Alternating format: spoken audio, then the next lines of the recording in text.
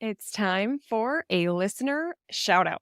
Big shout out to Jeannie of Sassy Lassie, who says, although I am just the social media person and not the business owner, Crystal's podcasts are so very helpful and motivational. I am feeling defeated and confused at the moment, but these podcasts are giving me the directional posts I need so badly. Jeannie, thank you for your honesty. I bet so many of us have been there. There's somebody listening to this right now who feels frustrated, who feels defeated, who just needs help. I mean, you say that you're just the social media person. That's big. That's not just, that's big. That could be heavy. And life is a lot to deal with. So thank you for your honesty. Thank you for your review. A lot of us can feel that and resonate with that. And I'm just so grateful that you're here on Rooted in Retail, listening. It's my goal to support everybody involved in the retail process, business owners, social media managers, sales team, everybody that's involved. So thank you for your review. If you, listener, are loving this show, please leave a review. It really helps the show and you might get featured too. Thanks for listening.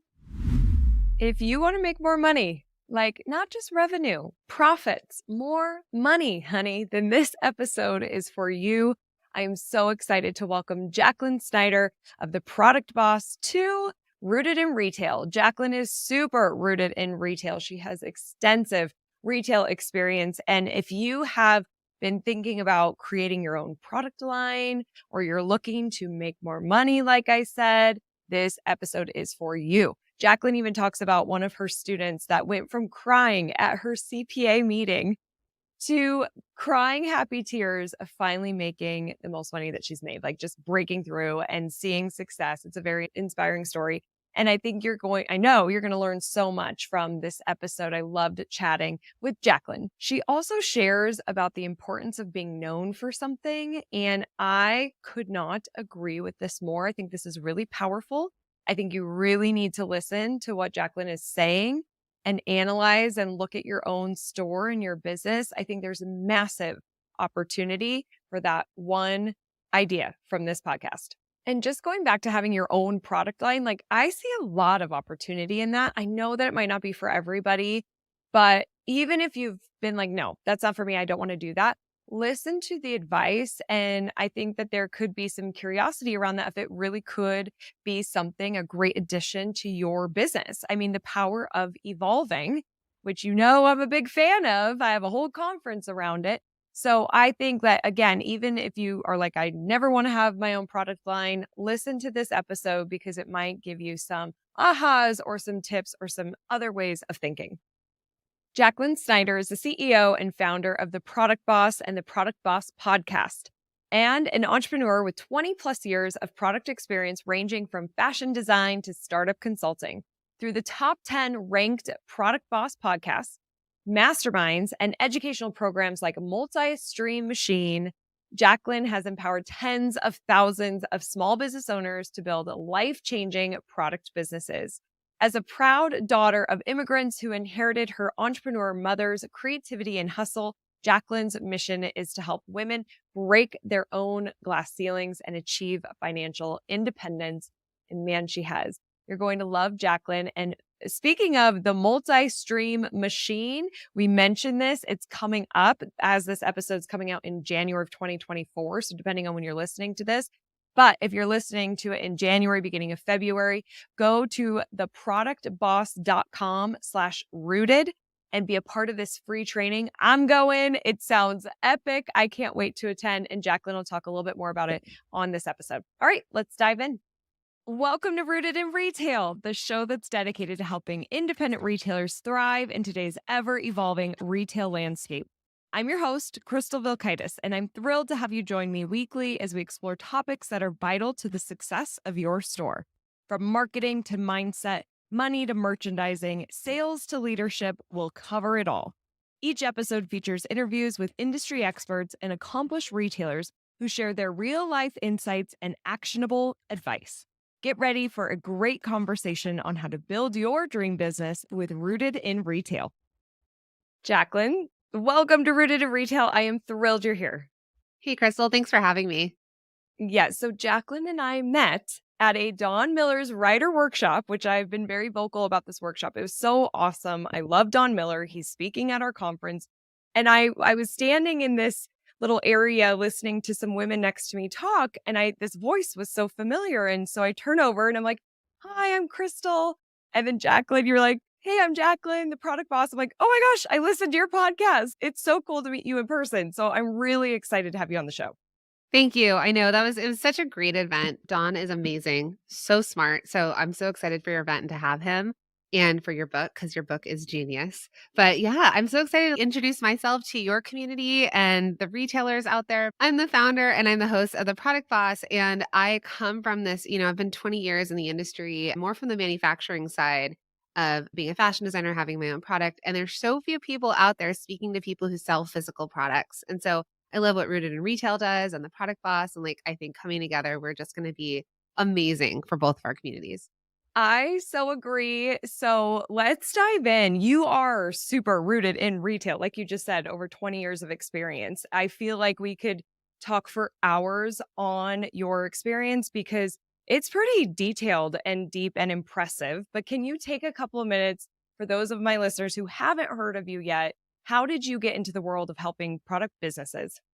Yeah, great question. So I'm a fashion designer by trade and I've worked for clothing lines. I've been hired by several big ones. I ran a celebrity line where it was really ran as if it was my own business. So I had a lot of experience. I think I've been really lucky that when I graduated fashion school, some of my friends went to Gap and Nike. When you work at these big corporate companies, they handle just a tiny, tiny part of the business. But I was hired by a mom and pop business. And even though it was a $25 million company, I still had this amazing experience that I was integrated into everything. So I was working the trade shows. So I'd be in the booth at Magic trying to sell our stuff to retailers, even though I was the designer, setting up at Miami Swim Show, putting on runway shows to promote the collection, going and working with the buyers at shops. And so a lot of really big buyers here in LA back in the early 2000s that were very celebrity focused. So I think I was lucky early on to have this like experience that typically I would have had if I went corporate. And then I transitioned from that to a consulting business, which is called Designer Consulting Co-op, where I've helped launch over 2,000 fashion lines from their conception. So if you think like about an idea through selling, that's something I did. And then and then I started my own line. So I had an accessories company called Cuffs Couture, sold to 60 different countries around the world. Celebrities were wearing my stuff like Kim Kardashian and Carrie Underwood. Fun. And I evolved that business. And as I was actually trying to get rid of that business, so I had two kids, I was running the consulting business. I was like, I'm done with the accessories. It wasn't working anymore for me. I had met I called her my biz bestie, but we actually founded the Product Boss together. We've since gone our own separate ways, but we founded it together because what we saw was that there was this need in the market of podcasts and education for physical product based business owners, like how I kicked off. And so I had this experience from traditional manufacturing, working with retailers, direct to consumer, all of that. And then also the kind of newer world of what we did with flash deal sites and selling on Amazon and all the things. And so really combine that knowledge and then launch the Product Boss podcast. And we have helped serve 70,000 students at this point around the world. And so I'm just really proud because we've been able to support small physical product based business owners, which also includes retailers. And I think, especially in the last few years, they've needed our support the most. They really have. 70,000. I got chills when you said that. That's so incredible. Congrats. And I'm just so grateful for you supporting these businesses because there aren't a lot of resources out there and they need that support. Now, okay, 70,000. You've worked with retailers and product based businesses from startup all the way to multi-million dollars. So I'm sure you've seen some common challenges amongst them. What are some of those challenges and how have they overcome those to achieve success? Yeah, you're right. I mean, I've done startups. I've had really big companies come hire me to take over and refigure out their companies. One of my students right now, she just informed us that she's making $25 million a year now in her biz, which Wow. is bonkers. So we'll go 0 to 25 mil. I'll just go with that. Love it. That's Yeah, awesome. Oh my gosh. I know. So proud of her too. I think one of the things is that a lot of times we want to serve everybody. And so we look and we're like, ah, they need this and they need that. Or someone comes in and they should all over you. So they're like, you should Yeah. carry this or you should sell this or, it'd be great. It's like that advice that you didn't even ask for and Right. you didn't know you needed or wanted, which you don't. So I think the thing is that a lot of times we think, how can I solve all of the problems? And we do that at our own costs and at our own demise. And so what that means is that I want retailers, I want product-based business owners to be known for something. So there's Mm. someone recently, she's a student of ours, and she has a store in Canada. I'm like, so what do you sell? She's like, well, we're a gift store. We sell home stuff. We also have some clothes and denim. And she just keeps going. And it's like, you are literally not a department store or Walmart, right? To have all of these things is really costly, especially as retailers, right? Because they're buying product, you're sitting on it, you're hoping that it sells. And I was like, wouldn't it be better? And if any of us think about the stores we love the most, they're known for something. We're going Mhm. there to buy something specific. And so a gift shop is a gift shop, but it still has a curated feel to it, right? Like you would walk in and you'd be like, this gift shop is for me or it's not for me. Right. And I think people don't do that, whether you're selling a singular product online or you have a Shopify store or you have a retail shop. When you try to be everything for everyone, you're nothing for no one, Mm. sort of Yep. thing. And so I think that's the biggest kind of mistake I see a lot of times that I feel like we could clean up very fast is Mhm. identifying what you can be known for and then leaning into that. Mhm. So good. I think there's just so much competition now. So if you aren't known for something, like how does your community and how do your customers describe you to their friends? How are they thinking of you top of mind when they need something specific? It's really challenging if you're catering to all sorts of different things and don't have that identity. Brilliant. Anybody who's listening, are people able to really identify who you are? Is it very clear that we are the best at this, the best place to go for these things? And are you representing that through all of your channels too? Because that's online, on social, everywhere. Love that, Jacqueline. What else would you say? I'm sure there's a ton, but what would be another one that you would pick? Pricing is a big thing. So people either underprice themselves or they think that they have to compete. I see this a lot in the online space, especially if they're an Etsy seller, for example, and they're like competing against fellow Etsy sellers. And I'm like, what do they know about business? Right. Because Right. we don't know each other's businesses. We don't know the education that the store owner has. So instead of looking at your own numbers and making sure that your numbers have the right margins, because your margins are what's going to get you through the quieter months. Yeah. Having profitable months and then having that profit is the stuff that's going to allow for the normal ebbs and flows of business because we have busy seasons and we have slow seasons. And thanks to our friends at Hallmark, they have made sure that we have all of these different types of holidays that come up that are gift giving holidays that kind of reinvigorate the consumer buying behavior. But if you're not priced correctly or you're competing with the wrong people in pricing, you're not going to have the margins. I know retailers a lot of times have suggested retail manufacturer's price that they have to hit. But sometimes you can kind of just price however you want. If your customers can bear a higher margin or like a higher price, you can charge them the higher price. You know, we always look at it and it's like costs and then the margins versus I bring up Chanel bags a lot, but designer bags. I was recently in Italy and there's always like the guys on the side of the street that are like trying to sell you knockoff designer bags. So I'm looking at them like they're pretty solid knockoffs. I'm not buying them, but they're solid. So I look at that and then you look at a designer store and you see the same bag in a store. They're made out of leather. They're made out of metal components, not solid gold, right? They're just made out of metal components. The only difference is where they're made or the authenticity of it. The actual materials are the same. So why can he sell me a knockoff Chanel bag for 150 bucks on the street or they can sell it to me for $10,000 in a boutique? It's perceived value and it's what the market will bear. And so I want people to think of that because a lot of times we race to the bottom and we think if we charge the least, if we've got the lowest prices, this is going to be the thing that they come. It's Mhm. not true, actually. I've seen so many students raise their prices and start to sell more than they ever could because their customer sees it as perceived value. Yeah. And that's what they want. They do want to spend more money because they think it's going to make it last longer. The quality is going to be better, whatever the perception is with higher priced items. So I think that's another place that I see a lot of people try and skirt around, but they don't realize if they have the right margins and they actually charge more, they're actually going to be more successful. Exactly. Really glad that you brought up pricing because we actually haven't talked about it on the show yet.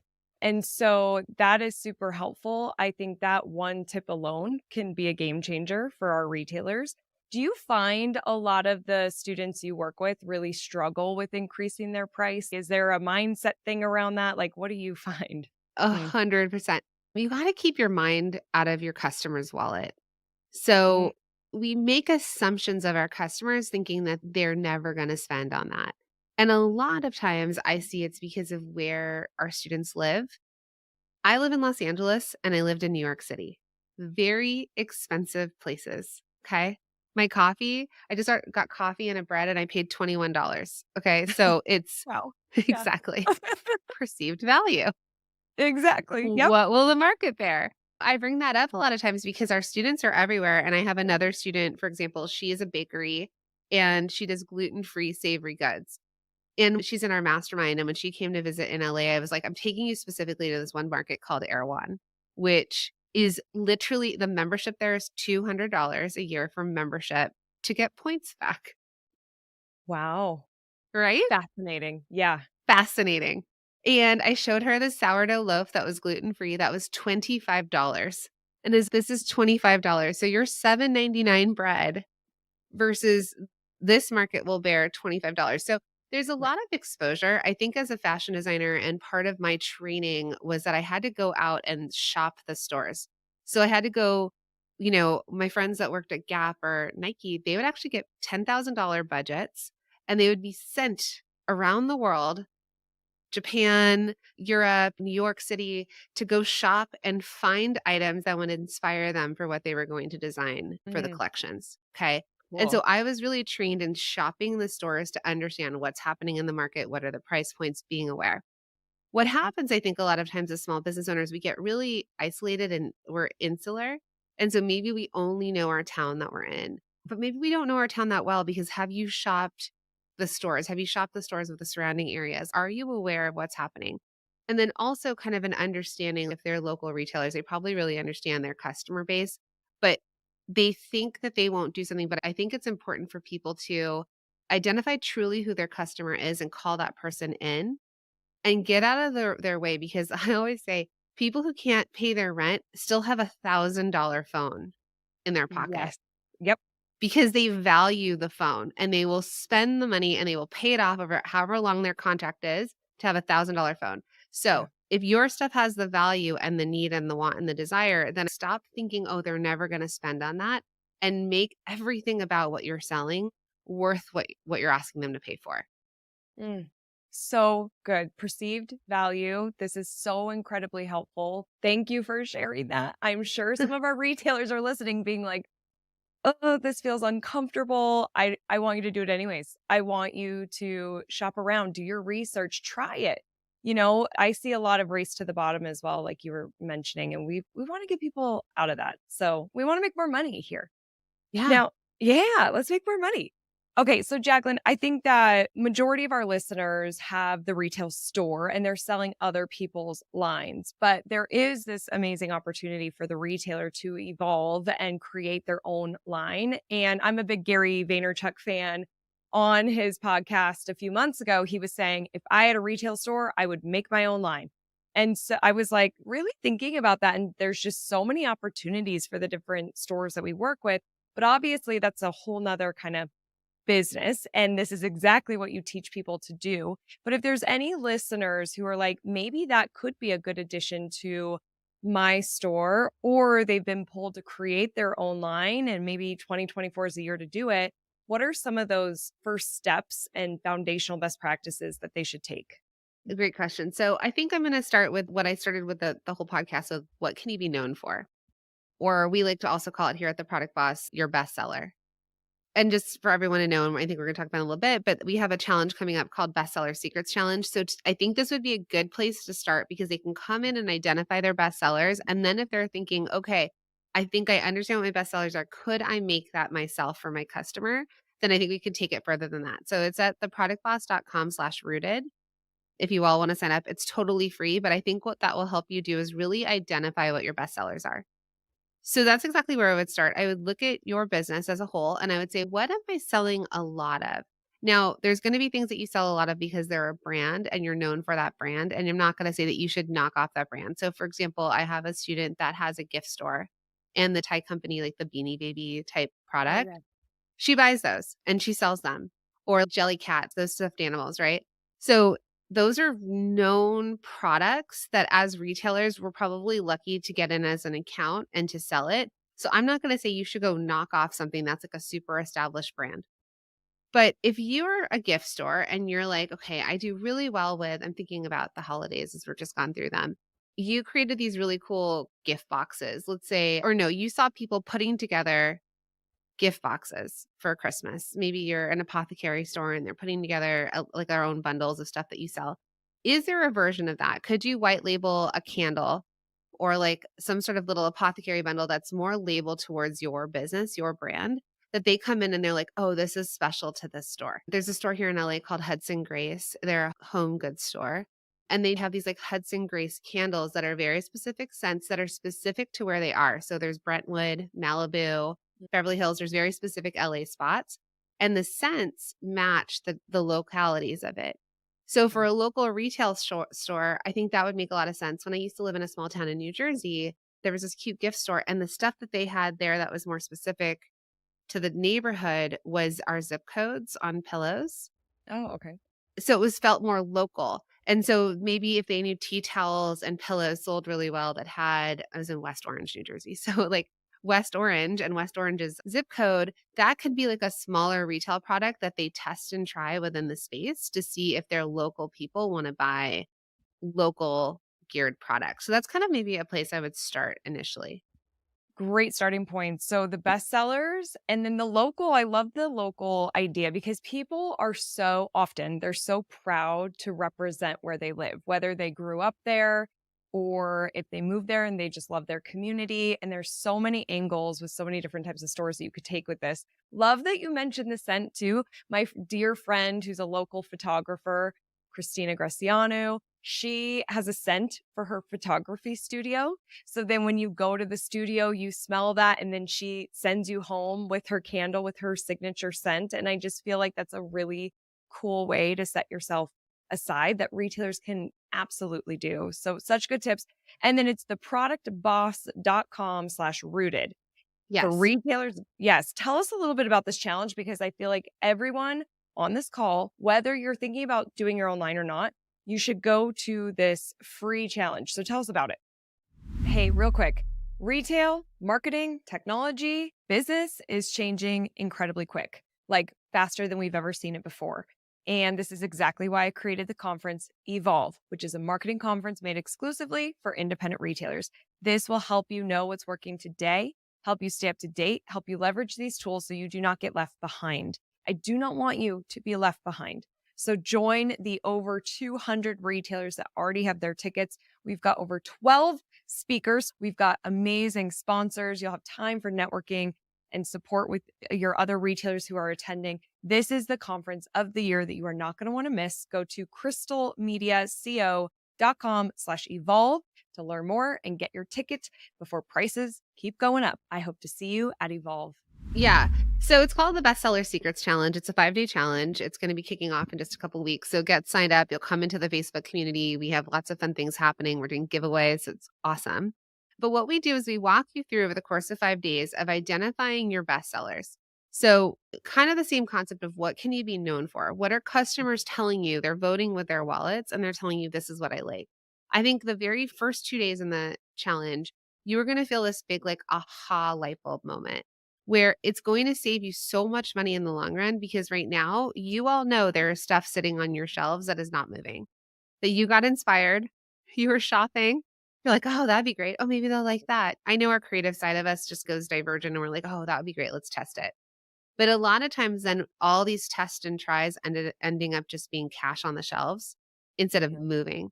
So I'd love for you to come and then identify what your best sellers are or what you can be known for. And I think especially for retailers, it'll help you start to clear up and clean up what your customers want and they're telling you what they want, and then they'll know to refer you easier.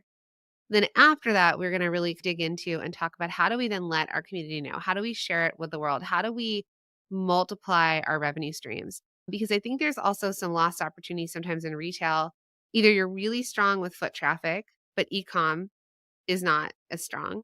Also, I feel like there's a struggle a lot of times with social media or marketing and trying to get people to be aware that you exist. When you're a retail store that has foot traffic, yes, there's word of mouth. A lot of our students are struggling to either try and make more sales online, which I think is great because then you can reach people and make sales all the time. It's not wrapped around the fact that the doors are open or the doors are closed. And also, how do we transfer your customers that are shopping in person to also shop with you online? And then there's also these multi-channel sale, like revenue streams that you can make. We're going to go into all of that over the 5 days. And at the very end, you're going to have created a path to profit, which basically looks the revenue you're at right now and where you want to be. Mm. And so then we talk about how can we multiply your revenue and then multiply it on multiple revenue streams and visibility channels. Brilliant. Okay, I am gonna try to go to all 5 of these days. Like, Great. this is so good. Our listeners are gonna love this challenge. So head to theproductboss.com/rooted and sign up, and then I'll see you there. Now, Yes. Jacqueline, I love inspiring stories of like they were here and now they're here, that transformation. I'm sure you have a lot because you've worked with so many tens of thousands of students, but what's one of those stories that stands out for you of where they were in that transformation through going through your training? Yeah. Eileen of Old Mill House Coffee, she is a small coffee shop in a small town. I think she's in Massachusetts. She was just on the podcast, I think back in November. So she's a retailer and a coffee shop. She sells coffee. She has a little coffee space, but then she also was buying product from local makers and selling it in her coffee shop as well. She also puts on street fairs for her community. So she gets a whole bunch of makers and retailers together and different restaurants, and she puts on the street fair, and the whole community benefits from it. So she's done amazing things, but she's burning out or she feels burnt out. She's overwhelmed. She's always finding herself back behind like the coffee bar and serving coffee when she's like, I just hired someone for this, right? So she's really struggling with hiring. Plus, she has this event that she does, and then she has all the product that she's buying, but then she's sitting on it and it's not moving. And she just, I think, feels everywhere and overwhelmed. So she joined us inside of our signature program, which is multi-stream machine. She's also worked with us in our mastermind as well. But really, a lot of the change happened for her within multi-stream machine. And what she realized was exactly what we talked about here. She needed to raise her prices. You cannot compare, even though she's in a small town. She can't say, oh, Dunkin' Donuts is selling coffee for this. We're not Dunkin'. You are the Nope. cute, amazing coffee shop with amazing drinks and really good pastries, and people go for that.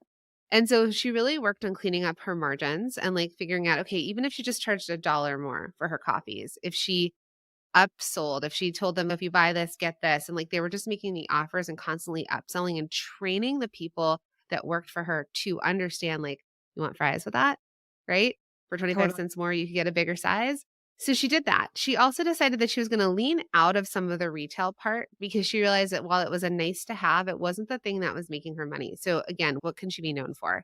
She's like, okay, I'm going to be known for great coffee, drinks, and food, and then they could take away coffee with them or the coffee mugs and things like that, but not so much about the jewelry and the pottery and all this other stuff that she thought she could sell within the store as well. So she just sent us a message the other day and she's like, I think I'm going to cry. She's like, I cry every single time I go to my CPA. She's always like, well, you should do this and you should do that. And she's like, I never do it right. And she's like, I'm not profitable. She's making $500,000 in her business, but no profit, and she's not paying herself. She's like, oh my goodness, what have you done? I'm so proud of you. She's like, even though her revenue is flat, her profitability, which is the margins part, which is the most important part, has gone up. She's paying herself. She can afford to hire people. So even though she doesn't feel like the influx of people coming in are more, or that there's like more people discovering her, she's gotten better at the business part and she's increased her margins. And so now she's more focused on what can she be known for, her best sellers. She has better pricing. And now she's working on expanding those channels, those sales channels, because she's clearer on who she's serving and what she's selling and that she can be profitable from it. I'm just so proud of her because she's just completely transformed. And the profitability is the money that's in our pocket. That's the thing we want to be concerned with, not the vanity number of the revenue that we're like, oh, I'm $1 million business. No. How much profit can we take home? Exactly. Okay, so I love this because I'm not kidding. I started listening to that episode this morning, getting Oh, ready. I always listen to podcasts when I'm putting on my makeup, and that was the one I started. So as you started talking about, I'm like 20 minutes in. I love how you did that show, by the way, too, because you'll zoom out and be like, did you catch that? And you're recapping things throughout it. So we'll link to that episode for everybody to listen to. That's such a perfect example of everything that we talked about on this call. It's so important to get really clear on what you're known for and how much are you charging and training your team.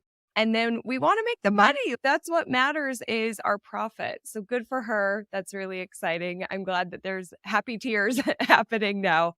Jacqueline, there's retailers who are listening to this who want to do the same. They want to make more profit. They want to level up.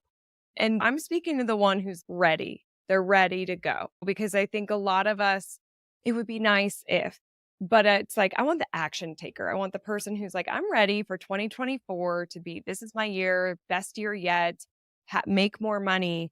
What couple of steps would you give to that listener? so I do think if we don't set goals, we don't know where we're going. And I find a lot of us, especially small businesses and entrepreneurs, we just always feel like we're hustling and running around, putting out a fire. So I think a really big thing is to sit down and think, what do you want your year to look like? Especially since I think this is airing in the beginning of the year and it's not too late. Like the first quarter, we can still think through because we know that our fourth quarter is usually the most important quarter for the whole year for retailers, and everything we do up until that point. And so I think I want you to think about what worked from this last year and what didn't work. What do you want to take with you into the new year and what are we going to just let go of and leave behind? And then let's set a goal. I work really well with number goals. It is. And sometimes it's like pushing yourself into that uncomfortable place. But what do you want it to be? What do you want your revenue to be? What do you want your take home to be? How much would you Mm, like to get paid? It's not necessarily, you may not have your path there yet. But when you say it out loud, that's the very first step. So I know that when the product boss had only made $90,000 in a year of when we first started, in our second year of business, I went to a mastermind event. I was really inspired and I was like, I think that the product boss can be $1 million business. I had no idea how. I just said it out loud to the world. So that was 2019. And then in 2020, with everything that happened, somehow we were like, this is not going to be the year, but we did. And we hit $1 million by our third year. And I wouldn't awesome. have ever gotten to, I never in my life did ever think I was going to get to $1 million. And I just had to say it and I know people say like the universe and alignment and all that, but I just had to put it out there. And I Mhm. think it's the same thing about our salaries. I had this conversation the other day with our masterminders where I was like, how much would you like to get paid a month? Look, get crazy. Right. And it's like, what's the number? It's hard for people to dream bigger than they can see. Yes. So I was like, you could take home $100,000 a month. It could be anything. We just have to work our way there. So some Yeah. people were like 10,000, 20,000, 50,000. Great. Let's just put a number out there. It could sound absolutely bonkers nuts in the moment to us, We have but to. we have to say it. And then our brains will start to look for the ways there. And it'll just slowly. And then one day you might wake up and you'll be like, holy moly, the thing I said a few years ago has actually happened today. So yeah, I think that's how I would step into the new year is really thinking about what do you want your revenue to be and what do you want your take home to be? Because that's the thing that's going to inspire us. And then the idea then is what can you be known for? Making your margins correct, because that's where that profitability gets into your pocket. And then thinking about how do I reach more customers? So that's that idea of that like, multiple streams of revenue. So it might be if I sell here, I'm going to reach more eyeballs, or if I do this to get more eyeballs, I'm going to make more sales. And so it's this idea of how do we get in front of other people's audiences to Mm. keep increasing the awareness of your shop. Mm. So good. Other people's stages, other people's audience, there is so much power in that. We try to just build our own constantly, but I'm really glad that you said that. And I couldn't agree with you more. I challenge our listeners to think bigger. I have been looking at 2024 for Crystal Media and what are we going to make? And I had my number and I'm like, what if I double that? All of a I love sudden, it. yeah, you just think so differently. And it does. It gave me different answers. It gave me better ideas, the creativity. And so I love your advice. It's so good. Now, looking ahead to 2024, what are you excited for? Ooh. Well, like I said, I had a partnership and we are amicable and it's been amazing. But this year was a year where it was transitioning out of the partnership. And so 24 is going to be just me and the product boss and what's next. And it's almost this amazing time of anything is possible. So it's Mm, like, well, what's possible? We've got a really exciting thing that's coming in May for our community in ways that I've really seen and felt the support that's needed, that more people are looking for more support, more while everyone wants information and strategy, which is 100% part of what I know and what I'm a part of is just like teaching other people, there's also this idea of not feeling alone. And so yeah. I'm excited as I transition the product boss into what's next is I've been listening and creating and then what this kind of container that we're going to have for our community, as well as just being solo. Like I told my husband this because when you have a partnership, it's like a marriage Hmm. and a lot of energy goes in and we love each other still. So I just want everyone to know that. But I told my husband, I was like, but it'll be really interesting because now I'm going to shift back into the only relationship I really need to pay attention to is now the one with my husband and my kids and for myself. So there's this kind of interesting shift that's going to be happening personally and professionally for me. And I'm just excited to see what comes from it all. Yeah, I'm excited for you too. And I love change. Not everybody loves change, but I'm somebody who like really thrives around change. And I just think that it can be so refreshing. And so I'm excited to see what happens. And I have a little insider glimpse of what's happening in May, and I think it's super cool. So people have to definitely be tuning in to hear more. Jacqueline, are you ready for the resilience round? Ooh, I am. Okay, let's do it. Best business book. Okay, so I love this one book. It's called Think Big, Act Small. So, as we talked about thinking bigger, so Think Big, Act Small, and it's how America's best performing companies keep the startup spirit alive. And it's written by Jason Jennings. Ooh, okay. I'm gonna add that to my reading list. How I haven't heard of it yet. That sounds so good. Okay, the best retail technology like an app or software. Okay, well, I think Shopify just wins. I see so many people try and do things outside of it, but Shopify is really trying to be the one place that can meet everyone from startups all the way to $25 million businesses. So I'm still really behind that one. It's just user friendly. It integrates with all these apps and tools. You could use it in person, you can use it online. I think it's a great technology. Yep, I agree. How do you keep up with the ever-changing landscape of retail? I think exposure, like I said, I leave my house, I talk to people, I walk around, I'll talk to retailers. So I think there's that. Now, as a business owner, there's also isolation. There's a lot of times of isolation and feeling competitive. So I think another big thing is to find a group, to find a Mhm. community of people helping each other versus competing against each other. So whether it's your community, a mastermind, some sort of group that you can create with fellow business owners that you can talk and resource each other. Obviously, there's all the other ways of podcasts and markets and trade shows and all the stuff, but I think for me, my biggest change happened when I found my people. Yeah, so good. Okay, to help retailers be more rooted in success, what is a foundational best practice?